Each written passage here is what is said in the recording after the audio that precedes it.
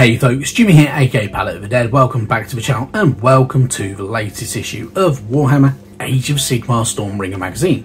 Now, as per usual with all these videos, if you like them, hit that like button, subscribe to the channel if you haven't already, and of course, drop me a comment down below. I love hearing back from you guys. It goes a massive way to helping out the channel too. Now, this week we are on issue 75 of Stormbringer magazine. It is very, very close to the end of this magazine's run. So we only have 5 more issues left, which include Stormdrake Guard and the Sludge Raker Beast thing. So really, really cool stuff. This week though, we get our last Ironjawz mini. So spread across these 2 little sprues, we get the War Chanter. It's a fairly decent kit. Obviously you are going to need glue for this one. It's not a push fit mini. Yeah, it's pretty good. A bit of detail to it. It's a hero unit, well, ish unit, wizard unit. So pretty cool. I will eventually get around to doing this. Hopefully, maybe, who knows. If like me, you've got a massive backlog, generally, yeah, it gets pushed to one side. Anyway, we move on and we get on with it. So this week's issue is fairly light on the ground with content, in all honesty. So first off, we're greeted by the War Chanter himself. So War Chanters are inspirational Ironjawz leaders who beat out special rhythms with their crude musical instruments called Gork sticks and Mork sticks. These catchy martial beats can infuse the War Chanter's comrades with fury, reinforce their strength, or even heal them of their wounds.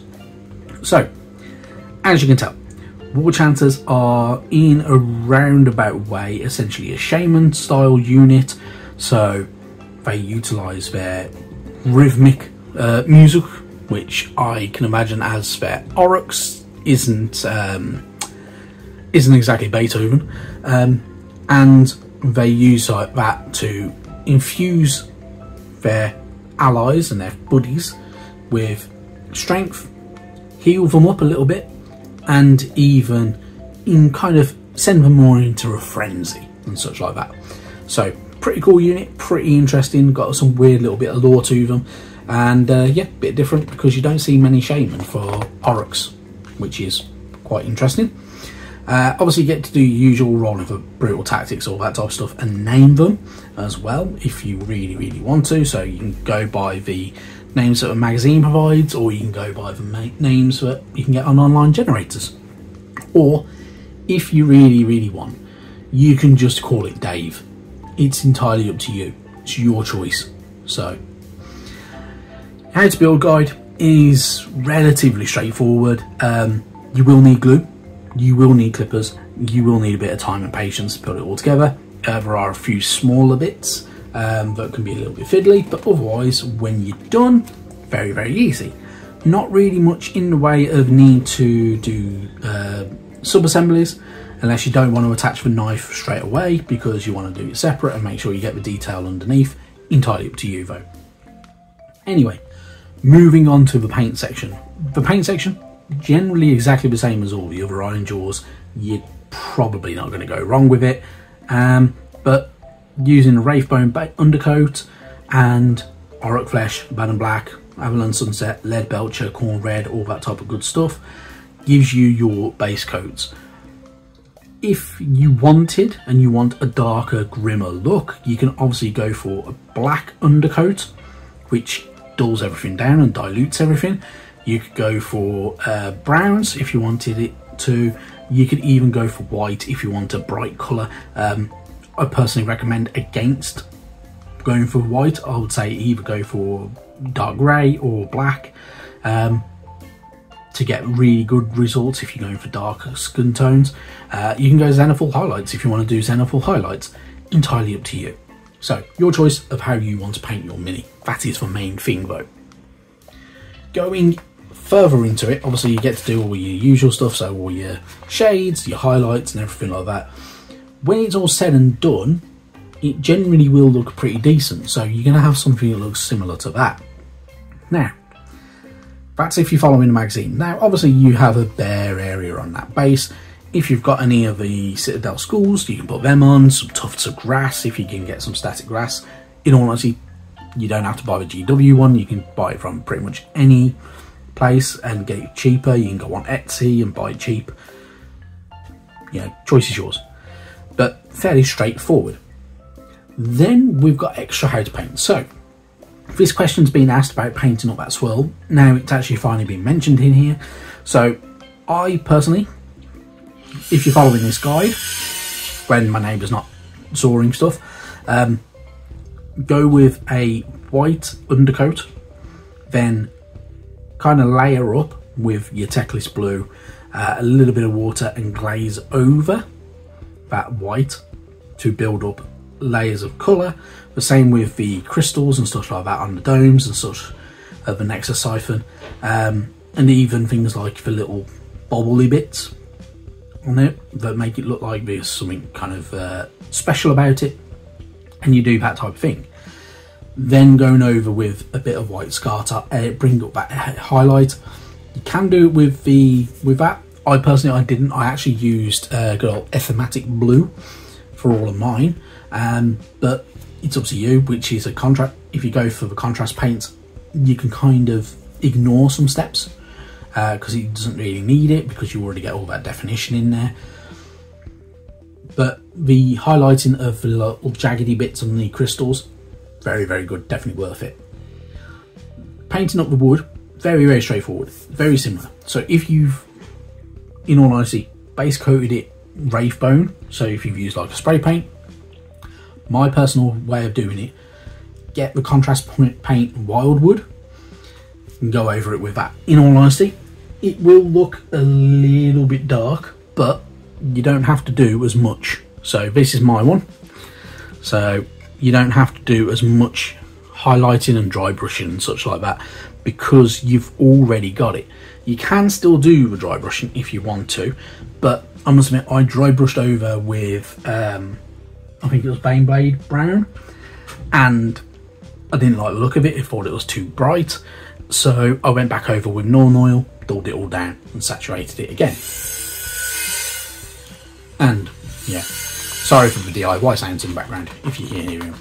Anyway, when I can separate a page, once you've done all your little extra bits and pieces and all your details for your scenery, you're going to have some stuff that looks kind of like this, which does work very, very well. So it does look really, really good. My Nexus siphon, it looks pretty bob on, and has a really nice look and aesthetic to it. The same with all the other scenery as well. You can make it look really, really good with a bit of time and effort, and you know, away you go. Have a bit of fun with it, enjoy your painting. I must admit, I never used to like painting the scenery stuff, but now, every now and again, I like to do a bit of it because it's a bit of a palette cleanser, and just refreshes yourself, especially when you're going to go into, say, like doing a whole box of the Skaven Tide stuff and such like. Moving on though, you've got your good old War Scroll for the Oracle War Chanter. Obviously the War Scroll has slightly changed now. Now the new edition's out, so this is neither here nor there with it, but you know, it's very, very similar, and you can get it all on good old the new Age of Sigmar app. And you got your tutorials as well, which you do need because they do help you kind of learn how the abilities work. And then we've also got the tactics page for the Mega Boss, which, you know, gives a little bit more information about them and how they work, and the War Chanter himself as well, which are pretty cool. Then we move on. We have the battle plan for the week, so the Last Stand, a Glimmer of Hope. So with this one, you are using 2 heroes and 5 troops, whether you're going for the Alliance of Order or the Alliance of Destruction. Is literally one side going up against the other with your 4 objectives in the middle. Have a bit of fun, enjoy it, have a few plays through with it, because you can have a good bit of it. It does have a special rule in there, which is the Arcane Foresight rule, but yeah, fairly decent. If you are playing through all of these, obviously, and you're going to go into the new edition, the way that this edition works is slightly similar to the way 4th edition works. 4th edition is just being built up from the ground, so there are some changes in how playing works, so just bear that in mind when you are playing and when you're going to go into the 4th edition anyway. And yeah, you get to do your Spoils of War if you want to, have a bit of fun with it and enjoy yourself and keep track of everything. if you really, really want. You don't have to if you don't want to, obviously. And then finally, the next 3 issues. Now, if you have been wise enough to do it, or you already knew what was coming, the Stormdrakes are across 3 parts. So I imagine the way it's probably going to work is, I don't know how many sprues it comes on, in all honesty, in total, but it'll be spread across all 3 of them, and the 2 bases will come with something, the stems will come with something, and then the sprues will come with something with one of them, and all that type of stuff, and they'll do it like that. So spread across 3 issues, Stormdrakes, which are really, really cool. I must admit, I pre-ordered some of these, so I will have 2 lots, in all honesty, which seems a little bit nuts and probably a little bit overkill, but they are really, really cool. So these I will 110% recommend spray paint. So spray the drakes themselves to get that nice even undercoat. Do parts of it in sub-assembly. So if I'm not 100% sure, but I think you can, I would do the rider separate from the drake because it'll make it easier, and yeah, get you a bit more detail in there. And if you are going to use contrast paints, just be aware that if the more you kind of pull them over flatter surfaces, the streakier it looks, so it doesn't work very well. But if you are going to use your regular paints, thin them down, use glazes, multiple layers, and the old adage of 2 thin coats works very, very nicely for them and gives you a nice even coating and colouring and everything like that. And obviously shades are your best friend with these minis as well. Now, the other thing from me is, obviously, you will see some different content come onto the channel in the near future. So there's been little tiny bits of it recently. Some of it's testing the water a little bit. There will be some other bits that will be testing the water later on. And I'm still undecided if I'm getting Combat Patrol magazine when that does actually hit the shelves, which I believe should be in the next couple of weeks. So before Stormbringer runs out, I think we're left with 2 issues left by the time the new Combat Patrol comes out. So, but yeah, should be really good fun.